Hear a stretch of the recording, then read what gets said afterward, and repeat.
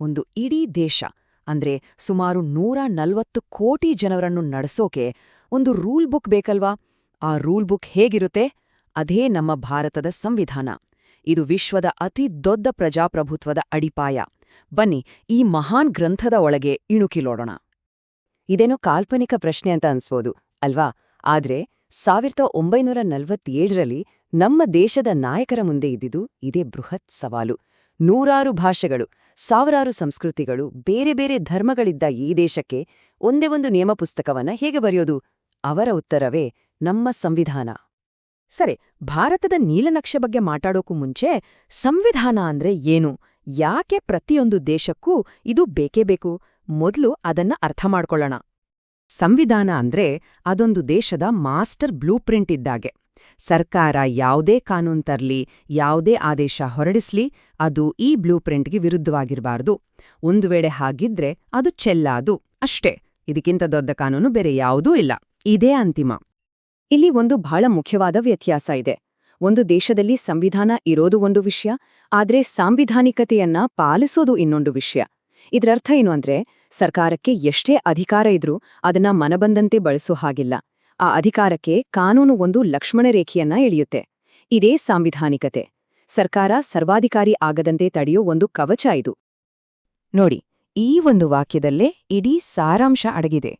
ಇದರ ಸರಳ ಅರ್ಥ: ದೇಶವನ್ನ ಆಳ್ಬೇಕಿರೋದು ವ್ಯಕ್ತಿಗಳಲ್ಲ, ಕಾನೂನು. ಆಡಳಿತ ನಡೆಸೋರು ಬರ್ತಾರೆ, ಹೋಗ್ತಾರೆ, ಆದ್ರೆ ಕಾನೂನು ಶಾಶ್ವತವಾಗಿ ಉಳಿಯುತ್ತೆ. ಸರಿ, ಈಗ ಸಾಮಾನ್ಯ ತತ್ವಗಳನ್ನ ಬಿಟ್ಟು ನಮ್ಮ ಭಾರತದ ಕಥೆಗೆ ಬರೋಣ. ಜಗತ್ತಿನ ಬೇರೆಲ್ಲಾ ಸಂವಿಧಾನಗಳಿಗಿಂತ ನಮ್ಮ ಸಂವಿಧಾನ ಯಾಕಿಷ್ಟು ಸ್ಪೆಷಲ್? ಯಾವುದು ಇದನ್ನ ಇಷ್ಟು ವಿಶಿಷ್ಟವಾಗಿಸುತ್ತೆ? ನಮ್ಮ ಸಂವಿಧಾನದ ಕೆಲವು ಹೈಲೈಟ್ಸ್ ಇಲ್ಲಿದೆ ನೋಡಿ. ವಿಶ್ವದಲ್ಲಿ ಅತಿ ಉದ್ದವಾದ ಕೈಯಲ್ಲಿ ಬರೆದ ಸಂವಿಧಾನ ಯಾವುದು ಅಂದ್ರೆ ಅದು ನಮ್ಮದೇ. ಅಷ್ಟೇ ಅಲ್ಲ, ಜಗತ್ತಿನ ಒಳ್ಳೊಳ್ಳೆ ಸಂವಿಧಾನಗಳಿಂದ ಉತ್ತಮ ಅಂಶಗಳನ್ನ ಎರವಲು ಪಡೆದು ಇದನ್ನ ರಚಿಸಲಾಗಿದೆ. ಸಂಸದೀಯ ಸರ್ಕಾರ ಇರ್ಬೋದು, ಪ್ರತಿಯೊಬ್ಬ ವಯಸ್ಕರಿಗೂ ವೋಟ್ ಹಾಕೋ ಹಕ್ಕಿರ್ಬೋದು, ಪ್ರತಿಯೊಂದು ಅಂಶದ ಹಿಂದೆನೂ ಆಳವಾದ ಚಿಂತನೆ ಇದೆ. ಭಾರತದ ಆಡಳಿತ ವ್ಯವಸ್ಥೆ ಇದೆಯಲ್ಲ, ಅದೊಂದು ಅದ್ಭುತವಾದ ಹಗ್ಗಜಗ್ಗಾಟ ಇದ್ದ ಹಾಗೆ. ಒಂದು ಕಡೆ ನೋಡಿ, ಅಧಿಕಾರವನ್ನ ಕೇಂದ್ರ ಮತ್ತು ರಾಜ್ಯಗಳ ನಡುವೆ ಹಂಚುವ ಸಂಯುಕ್ತ ಅಥವಾ ಫೆಡರಲ್ ಲಕ್ಷಣಗಳು ಕಾಣುತ್ತೆ. ಆದರೆ ಇನ್ನೊಂದು ಕಡೆ ಬಲಿಷ್ಠವಾದ ಕೇಂದ್ರ ಸರ್ಕಾರ, ಒಂದೇ ಪೌರತ್ವದಂತಹ ಏಕಾತ್ಮಕ ಲಕ್ಷಣಗಳು ಅಧಿಕಾರವನ್ನ ಮತ್ತೆ ಕೇಂದ್ರದ ಕಡೆಗೆ ಸೆಳೆಯುತ್ತೆ. ಈ ನಿರಂತರ ಬ್ಯಾಲೆನ್ಸಿಂಗ್ ಆಕ್ಟ್ ಇದೆಯಲ್ಲ, ಇದೇ ನಮ್ಮ ದೇಶದ ಏಕತೆಯನ್ನ ಕಾಪಾಡೋಕೆ ಮಾಡಿರೋ ಜಾಣತನದ ವಿನ್ಯಾಸ. ಯೋಚನೆ ಮಾಡಿ ನೋಡಿ, ಒಂದು ಸಂವಿಧಾನ ಕಲ್ಲಿನ ಮೇಲೆ ಕೆತ್ತಿದ ಶಾಸನದ ತರಹ ಪರ್ಮನೆಂಟ್ ಆಗಿರಬಾರ್ದು. ಹಾಗಂತ ಬೇಕು ಅಂದಾಗೆಲ್ಲ ಸುಲಭವಾಗಿ ಬದಲಾಯಿಸೋ ತರನೂ ಇರಬಾರ್ದು.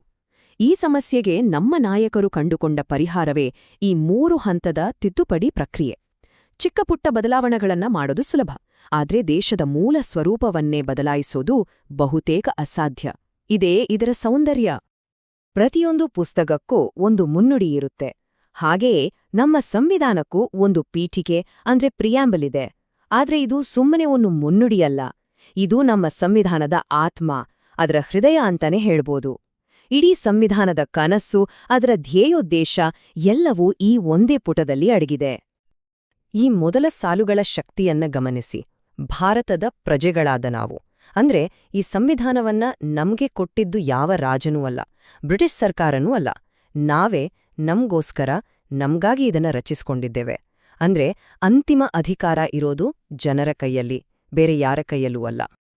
ಈ ಪೀಠಿಕೆ ಇದೆಯಲ್ಲ, ಇದು ಭಾರತದ ಪ್ರತಿಯೊಬ್ಬ ಪ್ರಜೆಗೂ 4 ದೊಡ್ಡ ಭರವಸೆಗಳನ್ನ ಕೊಡುತ್ತೆ. ಅವು ನ್ಯಾಯ, ಸ್ವಾತಂತ್ರ್ಯ, ಸಮಾನತೆ ಮತ್ತು ಭ್ರಾತೃತ್ವ. ಇವು ಕೇವಲ ಪದಗಳ ಅಲ್ಲ, ನಮ್ಮ ರಾಷ್ಟ್ರವನ್ನ ಯಾವ ಆದರ್ಶಗಳ ಮೇಲೆ ಕಟ್ಟಲಾಗಿದೆ ಅನ್ನೋದ್ರ ಬುನಾದಿ ಕಲ್ಲುಗಳು. ಆದ್ರೆ ಗೊತ್ತಾ, ಈ ಪೀಠಿಕೆಯ ಸ್ಥಾನಮಾನದ ಬಗ್ಗೆ ಒಂದು ದೊಡ್ಡ ಕಾನೂನು ಹೋರಾಟವೇ ನಡೀತು. 1960ರಲ್ಲಿ ಸುಪ್ರೀಂ ಕೋರ್ಟ್ ಇದು ಸಂವಿಧಾನದ ಭಾಗನೇ ಅಲ್ಲ ಅಂತ ಹೇಳ್ಬಿಟ್ಟಿತ್ತು. ಆದ್ರೆ 1973ರ ಐತಿಹಾಸಿಕ ಕೇಶವಾನಂದ ಭಾರತಿ ಪ್ರಕರಣ ಎಲ್ಲವನ್ನೂ ಬದಲಾಯಿಸಿತು. ಆ ದಿನ ಕೋರ್ಟ್ ಸ್ಪಷ್ಟವಾಗಿ ಹೇಳಿತು, ಪೀಠಿಕೆಯು ಸಂವಿಧಾನದ ಅವಿಭಾಜ್ಯ ಅಂಗ. ಅಷ್ಟೇ ಅಲ್ಲ, ಅದರ ಮೂಲಭೂತ ರಚನೆಯನ್ನ ಯಾರು ಸಂಸತ್ತು ಕೂಡ ಬದಲಾಯಿಸೋ ಹಾಗಿಲ್ಲ. ಇದೊಂದು ಯುಗಾಂತಕಾರಿ ತೀರ್ಪಾಗಿತ್ತು.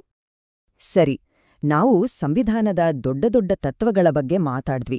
ಆದ್ರೆ ಪೀಠಿಕೆಯಲ್ಲಿ ಹೇಳೋ ನಾವು ಪ್ರಜೆಗಳು ಅಂದ್ರೆ ಯಾರು? ಒಬ್ಬ ವ್ಯಕ್ತಿ ಭಾರತದ ಪ್ರಜೆ ಅಂತ ಅನಿಸ್ಕೊಳ್ಳೋಕೆ ಇರೋ ನಿಯಮಗಳಾದ್ರೂ ಏನು? ಭಾರತೀಯ ಪೌರತ್ವ ಅನ್ನೋದು ಒಂದು ಟೂ ವೇ ಸ್ಟ್ರೀಟ್ ಇದ್ದ ಹಾಗೆ. ಅದನ್ನ ಪಡೆಯೋಕೂ ಮತ್ತು ಕಳ್ಕೊಳ್ಳೋಕೂ ಸ್ಪಷ್ಟವಾದ ಕಾನೂನು ಚೌಕಟ್ಟಿದೆ. ಹುಟ್ಟಿನಿಂದ, ವಂಶದಿಂದ ಅಥವಾ ನೋಂದಣಿ ಮಾಡಿಸ್ಕೊಳ್ಳೋದ್ರಿಂದ ಪೌರತ್ವ ಪಡಿಬಹುದು.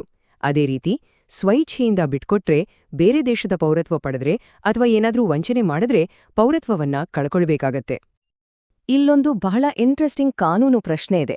ಕಾನೂನಿನ ಪ್ರಕಾರ ಕಂಪನಿಗಳನ್ನ ಕೂಡ ಕಾನೂನಾತ್ಮಕ ವ್ಯಕ್ತಿಗಳು ಅಂತ ಪರಿಗಣಿಸಲಾಗುತ್ತೆ. ಹಾಗಾದ್ರೆ ಒಂದು ದೊಡ್ಡ ಕಂಪನಿ, ಉದಾಹರಣೆಗೆ ರಿಲಯನ್ಸ್ ಅಥವಾ ಟಾಟಾ, ಭಾರತದ ಪ್ರಜೆ ಆಗೋಕೆ ಸಾಧ್ಯನಾ? ಈ ಬಗ್ಗೆ ಸುಪ್ರೀಂ ಕೋರ್ಟ್ ಏನು ಹೇಳಿದೆ? ಉತ್ತರ ತುಂಬಾನೇ ಸ್ಪಷ್ಟವಾಗಿದೆ. ಇಲ್ಲ. ಕಂಪನಿಗಳಿಗೆ ವ್ಯಾಪಾರ ಮಾಡೋಕೆ, ಆಸ್ತಿ ಗಳಿಸೋಕೆ ಕೆಲವು ಹಕ್ಕುಗಳಿರ್ಬೋದು. ಆದ್ರೆ ವೋಟ್ ಹಾಕೋದು, ವಾಕ್ ಸ್ವಾತಂತ್ರ್ಯದಂತಹ ಮೂಲಭೂತ ಹಕ್ಕುಗಳು ಕೇವಲ ಮನುಷ್ಯರಿಗೆ, ಅಂದ್ರೆ ನೈಸರ್ಗಿಕ ವ್ಯಕ್ತಿಗಳಿಗೆ ಮಾತ್ರ ಮೀಸಲು. ಪೌರತ್ವ ಅನ್ನೋದು ಒಂದು ಮಾನವೀಯ ಗುರುತು, ಕಾರ್ಪೊರೇಟ್ ಗುರುತಲ್ಲ. ಹಾಗಾದ್ರೆ ಕೊನೆಯದಾಗಿ ಒಂದು ಪ್ರಮುಖ ಪ್ರಶ್ನೆ. 70 ವರ್ಷಗಳ ಹಿಂದೆ ಬರೆದ ಈ ನಿಯಮ ಪುಸ್ತಕ ಇವತ್ತಿಗೂ ಹೇಗೆ ಅಷ್ಟು ಪ್ರಸ್ತುತವಾಗಿದೆ? ಇದು ಕೇವಲ ಒಂದು ಹಳೆ ಪುಸ್ತಕವಲ್ಲ, ನಮ್ಮ ವರ್ತಮಾನ ಮತ್ತು ಭವಿಷ್ಯವನ್ನ ರೂಪಿಸೋ ಒಂದು ಜೀವಂತ ಶಕ್ತಿ. ಈ ಪ್ರಶ್ನೆಯಲ್ಲೇ ನಮ್ಮ ಸಂವಿಧಾನದ ನಿಜವಾದ ಗೆಲುವಿನ ರಹಸ್ಯ ಅಡಗಿದೆ.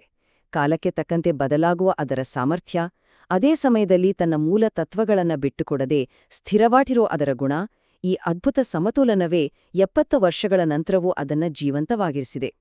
ಈ ವಿಚಾರದೊಂದಿಗೆ ಇವತ್ತಿನ ಈ ವಿಶ್ಲೇಷಣೆಯನ್ನ ಮುಗಿಸೋಣ.